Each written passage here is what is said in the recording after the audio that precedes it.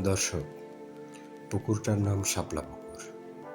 এই পুকুরটার অবস্থান মিরপুর জাতীয় উদ্যান। মানুষ বোটানিক্যাল গার্ডেন নামেই বেশি চেনে। পুকুরটা অনেক সুন্দর। পুকুরটার বিশেষত্ব হচ্ছে সারা পুকুরেই শাপলা গাছ ভরা। আমি আমার মেয়েকে নিয়ে ডিসেম্বরের মাঝামাঝি সময়ে গিয়েছি।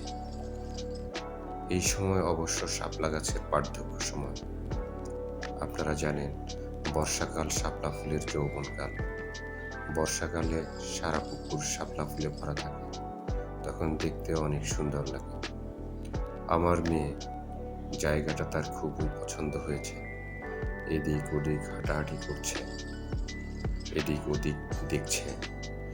পুকুর পাড়ে ক্লান্ত দর্শকদের একটু জিরিয়ে নেওয়ার জন্য বসার সুন্দর ব্যবস্থাও আছে।